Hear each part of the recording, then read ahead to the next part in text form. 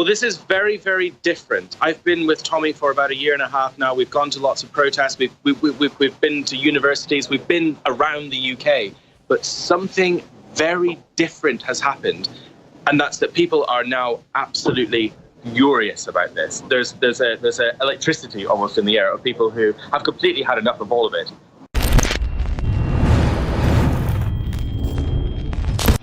It's now confirmed that Europe is being forcibly merged under the EU with Islam. There's deals made with Saudi Arabia and others. Saudi Arabia has come out and said, we've been told to build mosques in Europe.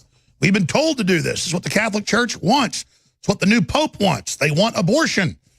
Ireland just legalized abortion. It'll be a sacrament soon.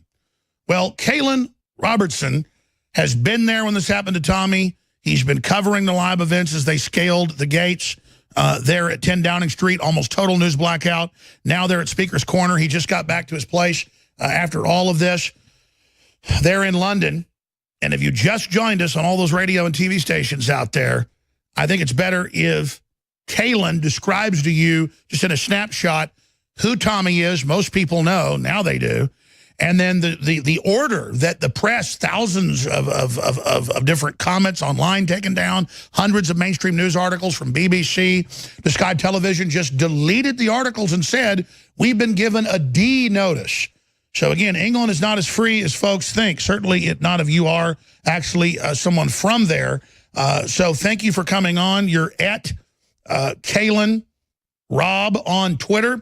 And, of course, also are the main contributor with the work and the great work we see there at TommyRobinsonOnline.com. So thank you for coming on with us, sir. Oh, thanks for having me. And you very accurately described what's been going on in this country in the last few days. We've seen news articles completely wiped out. I've spoken to journalists who are really, really keen for information, who have then later said, sorry, we had to pull the whole story. We can't talk about any of this. And it's very, very, very, very worrying. There were even journalists, I mean, there's lots of technicalities about what I can and can't talk about. I was in the courtroom when all of this happened. Obviously, there's a reporting restriction. But, you know, when the judge even said that there's a reporting restriction, they closed the books. They wouldn't report on it after that. And it's a very, very, very bizarre situation. Usually reporting restrictions like this are only placed in very, very extreme cases, very, very high profile cases. And there's not really any reasoning for them to do this in this particular scenario, other than so that people don't know that they've done something wrong. Thank God that you guys are reporting it. Thank God InfoWars is making a deal out of it. And I think Fox News have just spoken about it. And that information is going to the UK. Thousands and thousands, tens of thousands of people have been rioting and protesting about this now. They've all been talking about it in the streets. And that information is getting to the general public, despite their attempts to stop it. And so hopefully the ball will just keep rolling and more people will look to the US to find out information about this. But in this country, the situation, how it feels, going to pick up a copy of the local newspaper, going to look on any articles, there's a complete blackout. We can't see anything. The only people talking about it are people on Twitter. It's actually very strange. You know, it's a massive news story and it's completely unreported. It's the feeling in this country right now is absolutely bizarre. It's intensified the mistrust in the media. People are furious. I actually met someone today who is from the left, who works for a very left-wing, very well-known media outlet. And they said they've never seen anger like this before. They said it's actually very, very worrying where this could go. If something happens to Tommy in prison, sorry, I'm just in the middle of London. No, I understand you weren't able to get back to your house, and so you just got out of the a vehicle and are talking to us on the side of the road. It sounds great. We totally understand. Again, we're talking the main camera person, the main right-hand guy. Tommy Robinson is with us right now. Kalen Robert's son is here with us. And we're talking about an iron curtain of censorship that's taking place and multiple levels of a total power grab with political correctness, where they arrest police chiefs that talk about Muslim rapes in Sweden, where the Stasi has been reactivated and works for Facebook. You can't make this up. To arrest people that criticize Islam. Twitter and Facebook help the government of Pakistan find people that are atheists. They call it blasphemy, and they are executed. So you have to understand, Twitter, Facebook, and YouTube, Google, especially Apple, they're already working with the communist Chinese, rounding up the Christians and Buddhists. They're already working, helping the Arab Spring throw gays off buildings. The West funded that. The elites are allied with Islam because there's 1.8 million of them. The West is dying. And the decision hasn't been made to rehabilitate the Muslims and bring them into the West. I don't care if they got brown skin, a bunch of them.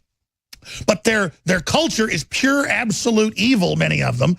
The biggest threat to a Muslim is other Muslims, as you know, Kaylin. So get into, I understand this Iron Curtain of tyranny.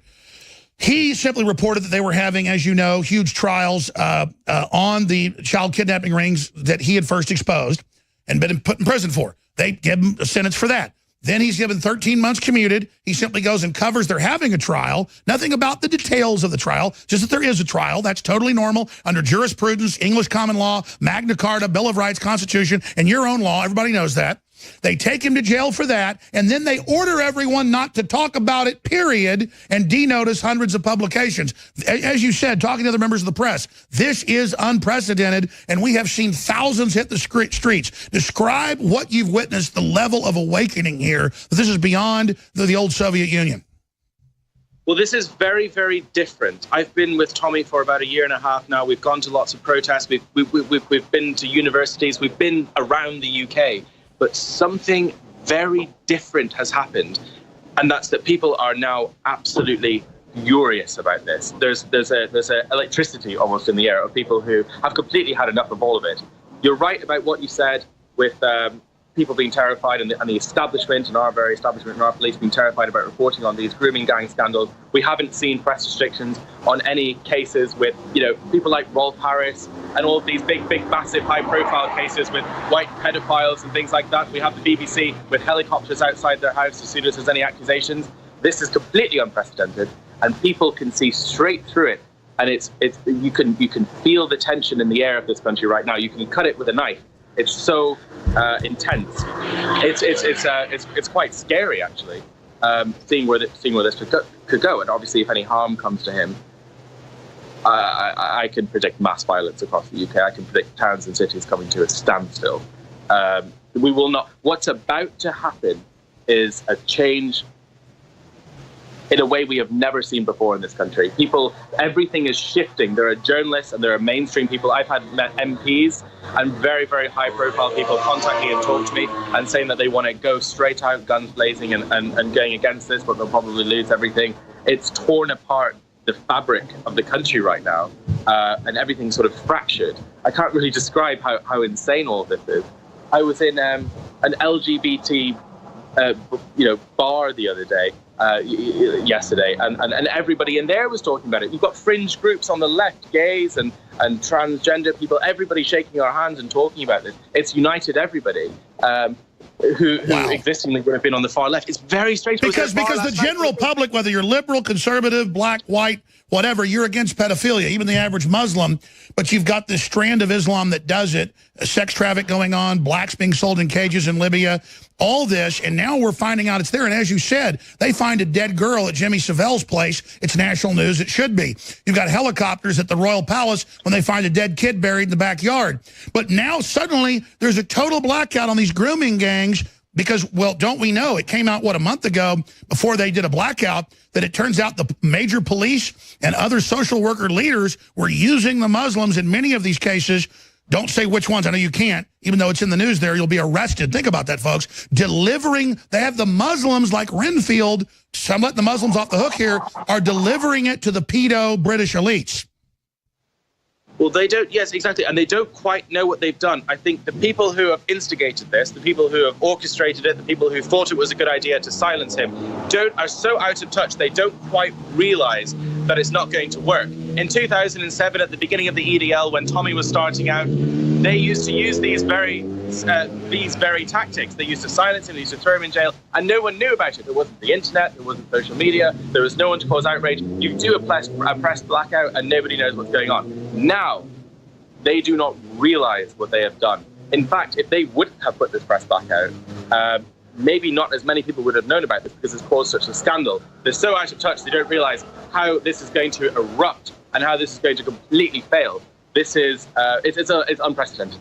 So it's fair to say, I think you can mark this point as the beginning of the real explosion, the pushback against what's happening. They've jumped the metaphorical shark here by folks know that these massive grooming scandals are happening in every city. They know Muslims and pedos are above the law, and folks are angry across the board. Oh, yes, of course they do. I mean, a lot of people in this country, millions of people have known this is going on for ages. This is why we had Brexit. This is why in America you had Trump. We knew that the establishment was covering up cases since Hillsborough, and since before then. It's been proven. Kaylin Robertson, you're a hero as well with Tommy, the Antifa attacking you guys. Stay there. Back in 2 minutes. We're going to do a few more segments with you. Amazing. TommyRobinsonOnline.com. Go there, make donations. We've also made big donations. I did 20 grand a few months ago. That's why I need you to buy the products at InfoWarsStore.com.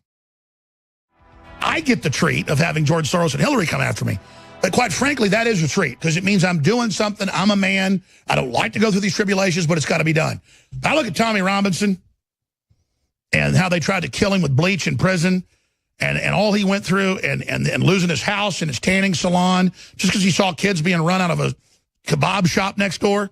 And it actually makes me get tears in my eyes that he hadn't gotten more support. But I think they went over the line because it was Tommy that first exposed it. Tommy that went to prison twice for it. Tommy that didn't even break their fake rule. And now saying no one can report on him disappearing. That is beyond the stuff we hear about in old Russia.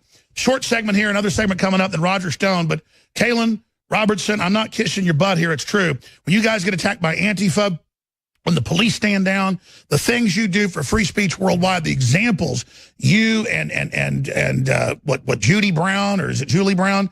I don't have a teleprompter. What you guys are doing is historic.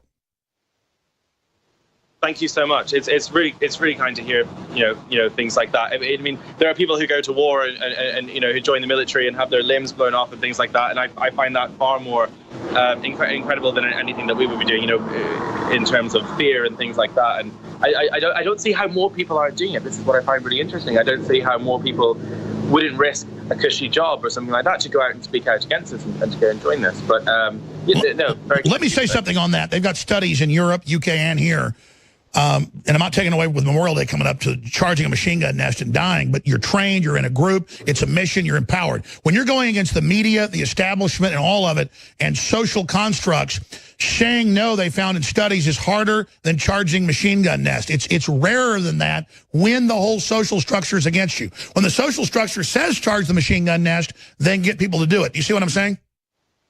Well, I slightly, something just, there's lots of cars, there's lots of things going on. I can't really hear what you're saying, but sort of. I think you're talking about... moral courage sometimes is harder than physical courage. Yes, it's very, very true. I think this whole thing is just basically a representation about a massive gap between people who have had things far too well for far too long and people who have basically been running the country, the working people of this country, people like Tommy. And this huge gap of representation between them is what's caused such a major resentment and what's caused such a relaxed, mentality that's sort of allowed all of this to happen. So it's quite hard to hear you because of all this chaos. But you're doing a great job. Keep going. Yeah, well, this is what we're talking about. I got to know Tommy very well. I came from the left. I came from a very high-paying job. My partner was in the BBC, and we moved from that after we met Tommy and went for lunch and became really good friends with him. He told us about the EDL. He told us about the police corruption. He told us about every single time systematically that the police arrested him, raided his house with his wife and children, tried to scare him, intimidate him, tried to throw him under the bus and tried to silence him. And we said, and this is very interesting, we said that this would never happen again in the day of the internet. This would never, ever happen again when information could be freely shared and people would be able to galvanize. And that's what's so terrifying about this case, is because they've done it again and they've almost succeeded, because they've managed to create a media blackout. And what's scary about this right now is that most of the people that I've been talking to, the feeling in the country, the people who know about this case, can't confirm it. They don't really know if he's actually in prison. They kind of know that he's been arrested. They kind of know that maybe it's kind of problematic and maybe he's been taken away, but they can't read any factual report to prove it's happened. And doesn't the establishment get that when you grab somebody who's a hero and then won't even let people know if he's in jail or prison when he is, that is the essence of secret police and confirms the 1984 Orwellville has now finally come to London? Western Europe has already banned free speech, and an iron curtain of censorship is descending down over the UK. They're set to pass rules, not a law, that if you criticize Islam or gays, you'll get 6 months in prison. We know we're only about a year or two behind what's happening in the UK. CNN and many others are calling for InfoWars to be shut down, taken off the web. Slate magazine has a professor and others saying, go beyond censorship, brainwash young people against InfoWars, psychologically inoculate them with lies so they don't actually hear what we have to say. We are the most hated news source in the world by globalists. It is so critical that you go to Infowars.com/newsletter and sign up for the free newsletter so we can be in contact with you and so the censors can't bully their way in and block us being able to engage in free, open dialogue as a society. That is critical to this fight. We will prevail if you take action, and I know you will. The judge did two things. When we were reporting outside, I can talk about this actually. He looked through the window of the top building and was staring down at us, and he was sort of smearing, and I think that's when he was smirking.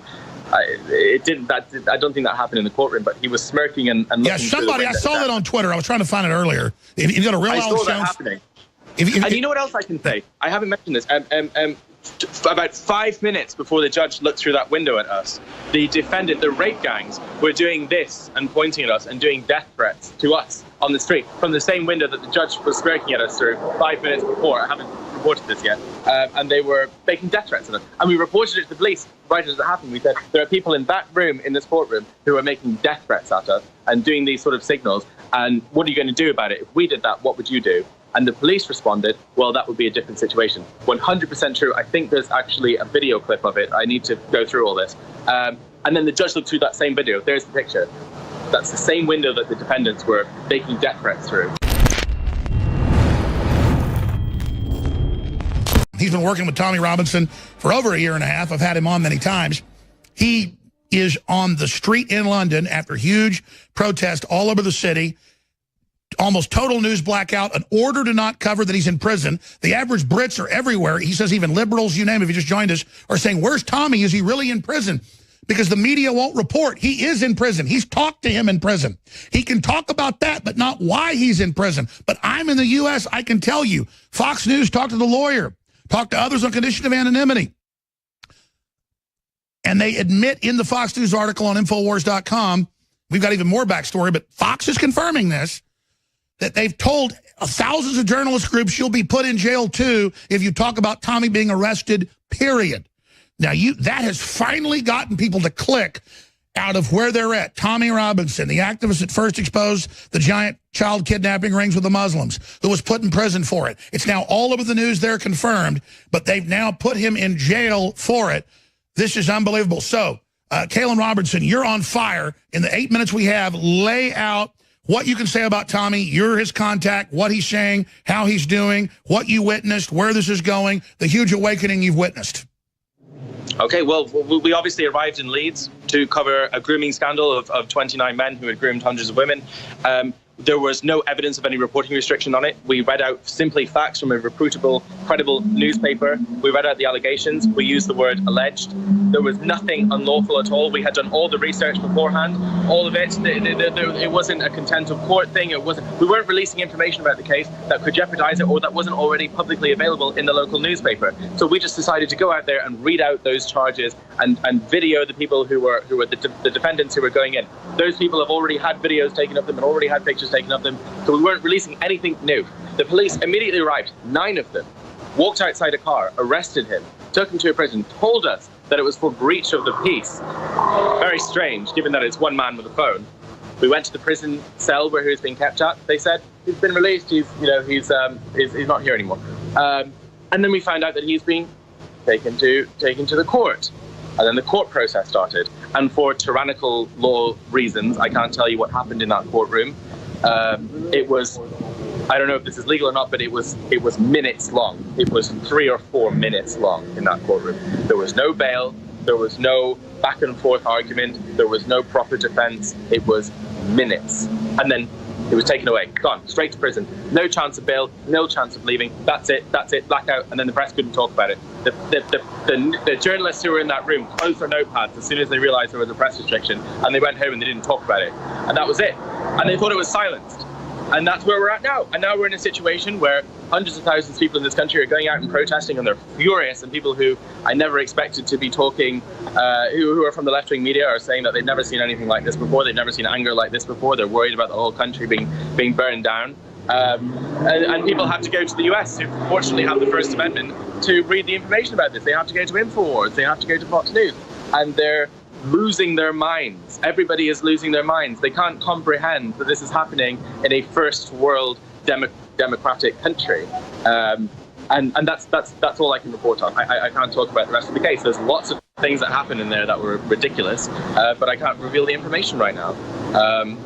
So as soon as I do, as soon as I hear any more contact from Tommy, anything like that, I'll pass it through InfoWars and we'll keep everything updated. But until then, the only thing I can provide between then and now is that he is safe. All accusations of him being assaulted are untrue. It's not a highly Islamified prison where he's staying, so he's safe. That's all I can talk about. Well, all I can say is, Kaylin Robertson, this is like a movie. This is like V for Vendetta, but it's real history. It has a Tiananmen Square feeling where they're arresting all these thousands of people in Europe that criticize Islam. That the Supreme Courts in Finland and other areas are ruling that Muslim men can have sex with 10-year-old girls against their will. I mean, I'm reading this in mainline papers defending it, and then I'm seeing Tommy, who should be getting national awards from the Queen, you know, for being put in prison, exposing the very Muslim grooming deal in his town where they've gone to prison. And, of course, the next level was girls would disappear. Girls would die. And instead, I mean, this guy gets attacked everywhere. They try to beat him up. He fights off like 6, 7 people himself. He's not even a big guy. Talk about a lion. I mean, this is the real deal. And now his own lawyer, I know, is quoted in Fox. You were in the courtroom, can't get into it. Reportedly, the judge smiled and smirked. He was caught on footage outside looking out the window as Tommy was arrested, smirking. I know you can't get into this, but can you just tell us, you know, if the judge was smirking when Tommy's lawyer said he'll be killed in prison? The judge did two things. When we were reporting outside, I can talk about this actually. He looked through the window of the top building and was staring down at us, and he was sort of smearing, and I think that's when he was smirking. I don't think that happened in the courtroom, but he was smirking and looking. Yeah, somebody, I saw that on Twitter. I was trying to find it earlier. If you got a real I saw that happening. And you know what else I can say? I haven't mentioned this. About 5 minutes before the judge looked through that window at us, the defendant, the rape gangs, were doing this and pointing at us and doing death threats to us on the street from the same window that the judge was smirking at us through 5 minutes before. I haven't reported this yet. And they were making death threats at us. And we reported it to the police right as it happened. We said, there are people in that room, in this courtroom, who are making death threats at us and doing these sort of signals. And what are you going to do about it? If we did that, what would you do? And the police responded, well, that would be a different situation. 100% true. I think there's actually a video clip of it. I need to go through all this. And then the judge looked through that same video. There's the picture. That's the same window that the defendants were making death threats through. Yeah, I blew it up on my big HD screen at my office. I've got a big HD screen at home. And he's smiling like the Joker, looking down out of the window at everybody. I don't know if the internet with the streaming, if it can be clear, but on an HD screen, you could pull it up with the pixels. And then I saw the video you're talking about outside them saying, oh, if it wasn't Muslims, you'd be left alone. I mean, why are the Islamicists all over Europe so protected? Isn't it because they vote as a bloc, and in parliamentary government, even 10% can win any election for anybody? Isn't it that, and isn't it also that they're spending massive amounts of political money? Well, there's a couple of reasons. I think the main reason is because we had a case, a couple of years ago where there was a Muslim protest in a town. A couple of them decided to, sorry, I have to move on. People are moving. Someone's moving me on here. We had to move. Sorry, I have to move down here because someone's banging that and making noise. There was a Muslim man who was arrested for hitting a police officer over the head with a brick. He then went to the police station where he was being held. The imam came to that police station and said, if you do not release our man, then we will have thousands of Muslim men out here in seconds. And the police released him. And what the problem is that the Muslim population of this country are far more ready to riot and to cause mayhem and to cause massive disruption, and they have the support of the media and they have the support of the politicians, and whatever they do basically controls the narrative and controls the actions of the police. So they're absolutely terrified of saying anything wrong or doing anything wrong to them. We've seen it as evidence. We've seen it ourselves. I've had ex and current police officers tell me in this country, even recently, privately, that they know this is happening, can't release their information. And that's why they're terrified of doing any wrongdo to the Muslim population. And that's why we don't see press restrictions on the other side. We don't see press restrictions for Rolf, someone like Rolf Harris, even though these people got found guilty and things like that. But in the pre-trials, we didn't see any press restrictions like that. And that's why they're so much more protected than Tommy, because the police know that the government, the politicians, and anybody in power has them on side, because they know that they'll go up and they'll build. And the Muslims are 1.8 billion, about to be 3 billion in 10 years. They are the future. And so they are the new God, and they will riot, and they will kill, and they will attack. And the Brits are all polite and nice. Yes, sir, yes, sir, yes, sir. But finally, we see that fire waking up, what we saw yesterday. Just finishing up, Kaylin, you were on fire during that break talking about the singularity happening in the UK, in Italy, what's coming next. And you're the contact, your conversations with Tommy, where he is, how he's doing. So firstly, about Tommy directly, just to clear that up, we do have direct contact with him. He is safe. All the rumors about him being assaulted and things like that are not true. He's actually, fortunately, in a prison that isn't highly Islamic, that has lots of people in it that fortunately support him. So that's something that can be put to rest. That's really good. If anything else happens, obviously we'll release that straight away. And then the second point, which we're talking about, there is a massive number of people in this country right now who are from the political establishment, who have been within that for years, who are within the media, and who are very, very well known and influential, who are waiting to be pulled together to fight against all of this. They're all waiting. I've spoken to them today. I've spoken to them all throughout. They're waiting for a nucleus. I've had some of the top figures over there call me and say, how do we bring it together? So they're looking for that TV network, that command base. Keep going. They're looking for King Arthur to pull the sword from the stone, and then they're all going to join and galvanize. They're waiting for that first person, that first thing, that first event, so that they can all rise up and do it. Unfortunately, in Britain, everyone's a little bit complacent. Everyone's a little bit to the side, so no one really wants. I don't think it's that. I mean, I think more of it. I mean, you live there, you know better than I, but I've been there many times. I think it's more of not trying to be arrogant or grandstanding. But I think, even though organizationally the stone hasn't been pulled, the sword hasn't been pulled, don't you think Tommy, with this event, them coming after him this way, has pulled the sword? Just about. It's about 90% of the way out. It's about something else is about to happen. The energy, the electricity across Europe, across the establishment, across the media, it's just about to happen. It's just on the cusp of everybody coming out onto the streets and everybody coming together and supporting this. There's just something will push it over, and I think it's just a little bit more time. The reason we're waiting is because there's a press ban, and nobody can really confirm if this is true or not unless they're watching InfoWars and Fox, or if they're watching the biggest website, second biggest site in the world, but technically the biggest site, the largest news site in the world, now has as his top banner, anti-immigration protester jailed in London, judge orders press blackout, Robinson silenced. So, but we have Robert's son on with us right now. Kaylin, we'll talk to you again the next few days. Godspeed. Everybody can go to TommyRobinsonOnline.com to donate or to find the latest, or Infowars.com. Thank you so much, sir. Thanks for having me. Speak soon. Just briefly, I asked this question. People want to know. It keeps pouring in. What else is Tommy telling you that you can say on air? I know there's this totalitarian North Korean blackout, but what else has he said to you?